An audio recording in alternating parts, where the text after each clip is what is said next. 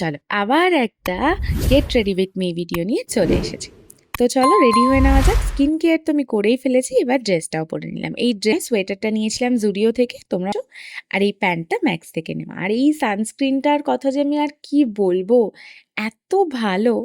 তো যাই হোক, সানস্ক্রিনটা দিয়ে জাস্ট একটু কনসিলার দেবো। এই যে সারা রাত এডিট করে করে আমার চোখের তলায় যে কালিটা পড়েছে সেটা ঢাকতে হবে তো। তারপরে আইব্রো দুটো ড্র করে নিলাম, শুঁয়োপোকার মতো যাতে না হয়ে যায়, তাই অফ ক্যামেরায় ড্র করে নিতাম।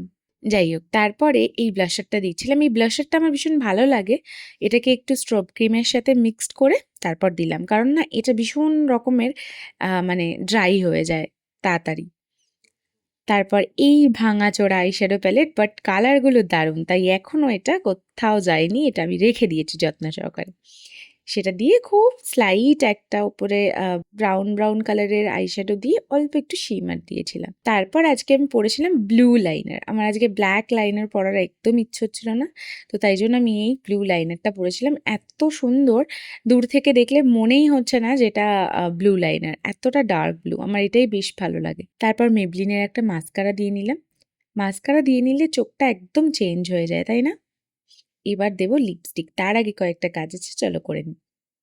ইয়াররিংসটা, এই ইয়াররিংসটা আমি সাভানা থেকে নিয়েছিলাম। এটা বেশ ভালো ছিল, বাট বাকি একটা জুয়েলারিও আমার ভালো ছিল না। সেটা আমি পরে কোনো একটা ভিডিওতে ডিটেলসে বলবো। আমি অলমোস্ট রেডি, এবার লিপস্টিকটা বাকি। তার আগে চলো একটু পারফিউম নিয়ে নিই। এই পারফিউমটা আমার মিনিসো থেকে। তারপর ওয়াচ পরে নিলাম। এই ওয়াচটা আমি খুব ভয় ভয় পরি। তো যাই হোক, এইবার দেবো লিপস্টিক। প্রথমে তো দুটো শেড বার করেছিলাম, ভেবেছিলাম দুটো শেড দিয়ে মিক্স অ্যান্ড ম্যাচ করে পরে নেব, কিন্তু শেষে আমার মনে হচ্ছিল ওই কালারটা একটু ডিপ হয়ে গেছে। তো প্রথমে ডার্ক একটা লিপ লাইনার দিয়ে নিলাম। তারপরে এই দুটো লিপস্টিক দেওয়ার পরে আমার মনে হচ্ছিল বড্ড ডার্ক লাগছে, তো তাই আবার একটা নিউড শেড নিয়ে ওটা দিয়ে ঠিক করে নিলাম। আজকের ভিডিওটা এতটাই, দেখা হচ্ছে নেক্সট ভিডিওতে।